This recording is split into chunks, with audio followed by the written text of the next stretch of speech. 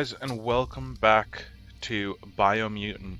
Here I have some essential knowledge I feel all players should know that I've found out and thought of during the first about 20 hours of gameplay. Now, I am quite far through the story and I do take time to do side quests, so I feel a lot of this knowledge is very useful. But without further ado, let's get into it.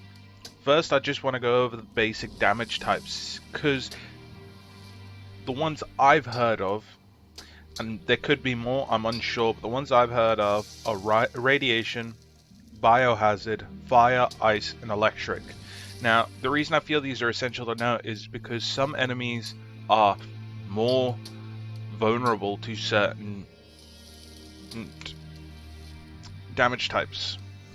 So, I feel it's important to know that there's different ones and that you should mix up which ones you have access to within your weapon wheel as well as your ranged weapon wheel. Moving on though, because that's a very short one, we go on to exploring. Now, this game has a lot of story in it, and it's very easy to just get completely lost in the story. But exploring areas you come across is not something that should be overlooked, as it can honestly make the difference between you struggling in the later story or completely thriving. So I feel you should never miss a chance to go and look at all of the different areas you come across, because you can get some very useful items, and quite often you can get legendary items from that area, from those areas. You should also keep an eye out when you're roaming the world for totems. The reason you should keep an eye out for these is because it's a very easy way to get psionic points. The only other way I've found to get psionic points is by doing the Helpless Soul quest, but that only gives you so many.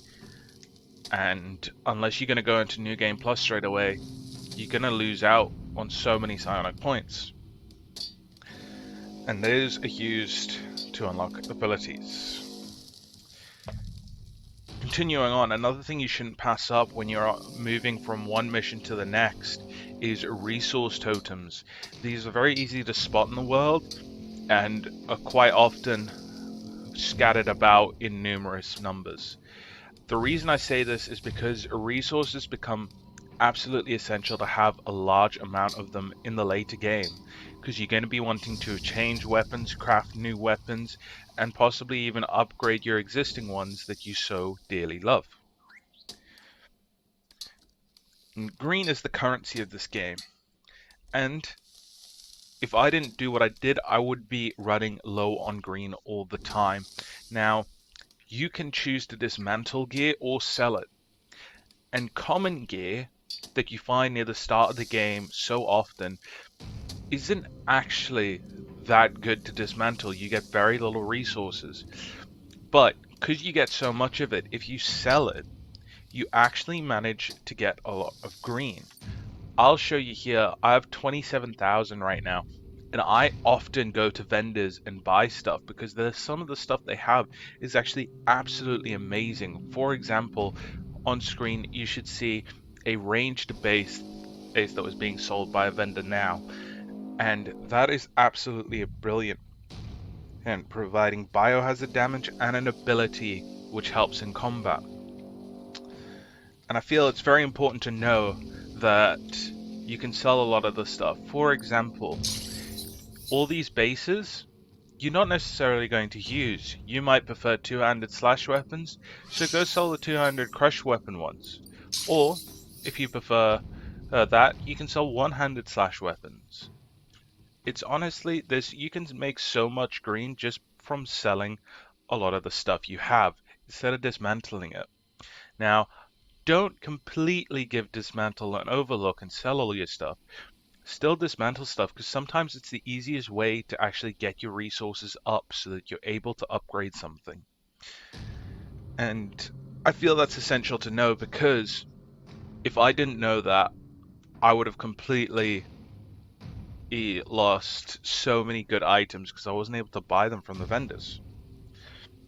However, let's go back to exploring for a little bit.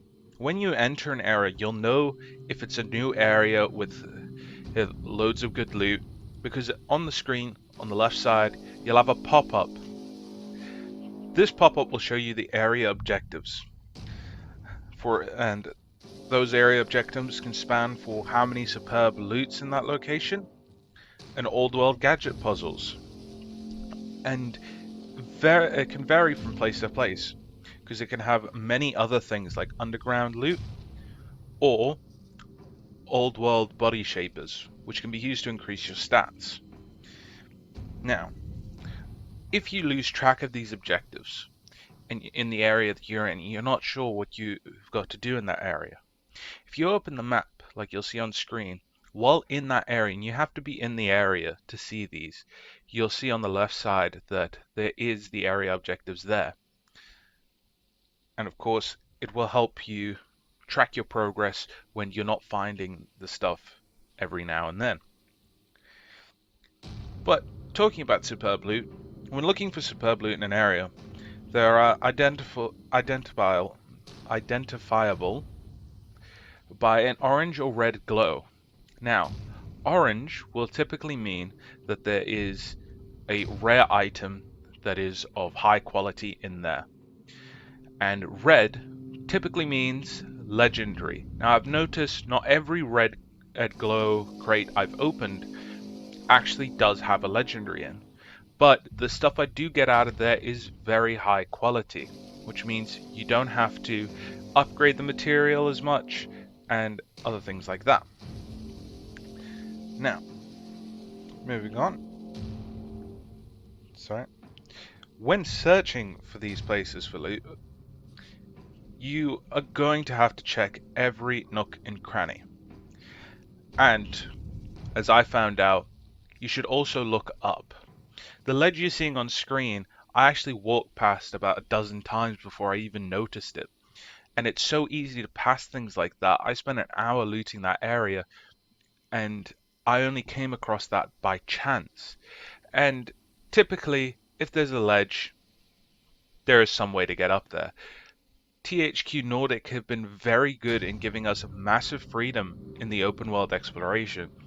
And I've gotten up to roofs that you don't actually need to get up to, just using the mushroom bounce ability, which is an amazing ability for exploration. So, of course, you don't want to miss anything. So, never be afraid to take a double take on a room you've already been in.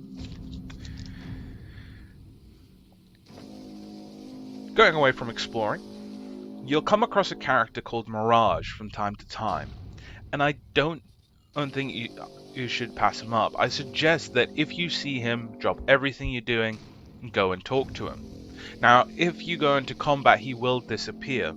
However, if you go and talk to him, you'll be put into a flashback where you'll fight some of the old tribe leaders when they were a kidling, like you. And win or lose in those fights, you will be able to unlock an automaton upgrade. That includes the Pew Pew Blaster, the health injector, boost injector, and the glider. Now, the Pew Pew cannon hasn't actually been that good. It hasn't helped me out a lot. I haven't actually used the boost injector, so I don't know what percentage of boost it gives you. But the health injector and the glider, I suggest you take first, depending on what you're more into. If you feel that you need more heals in a fight, take the health injector. If you don't, take the glider, because they're both very important. The glider especially for getting from place to place a little bit faster. I've certainly used it in creative ways, as well as it's great for exploration, because you're able to get a bird's eye view on areas you glide over. That said, it's not the best thing ever, but it's better than no glider at all. So, moving on there, to finish this, we're going to talk about the two benches behind me.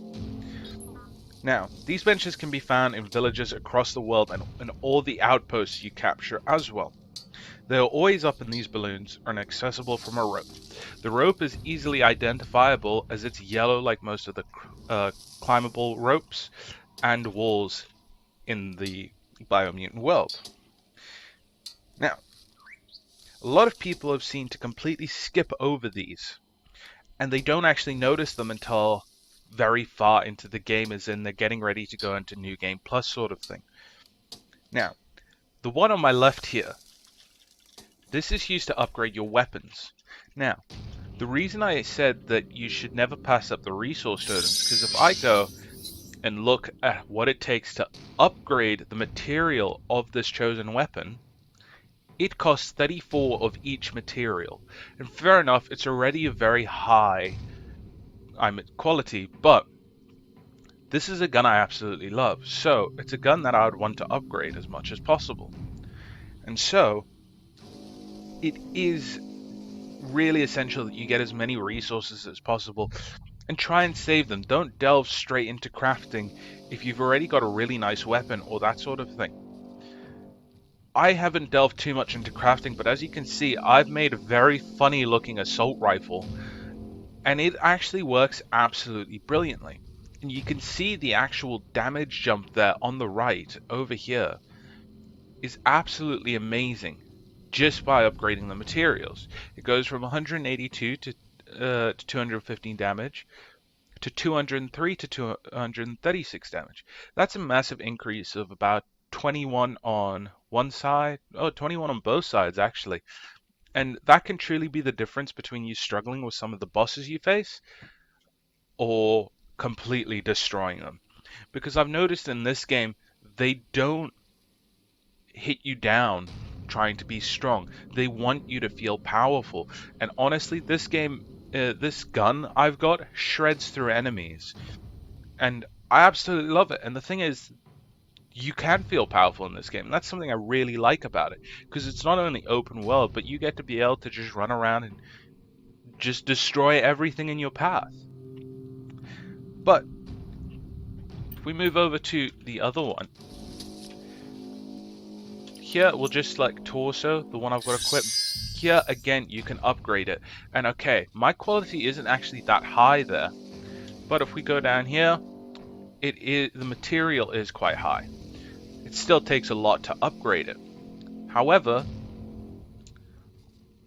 not as much. It's mainly weapons, and weapons I find is what I find to be the deciding factor between winning a fight or losing a fight. I haven't found armor to be too much of a problem as long as you're constantly switching out your gear, but of course you might find a piece of gear that looks absolutely brilliant. For example, I have a Ronin hat here. I absolutely love the look of this. I would love to keep that on. Of course, I actually have this one on for the hypoxia resistance, but that Ronin hat looks absolutely brilliant. And you might want to be a samurai, so you're going to want to get something like that and just constantly upgrade it. And sometimes you like the look of the way your character starts out, so you might want to upgrade the actual starting gear you get so that it's absolutely maxed out and becomes the best armor that you have. And hence, I feel collecting resources early on is very important. But with so much information just thrown at you there, I feel like you should take a moment to just absorb that in, and we'll end this video here. I will be bringing other tips and tricks and guides and everything like that to the channel, so guys, stay tuned for that. If you like this sort of stuff, remember to like, comment, and subscribe, and to try to smash the notification button. But as always, guys, stay safe, and I'll see you in the next one.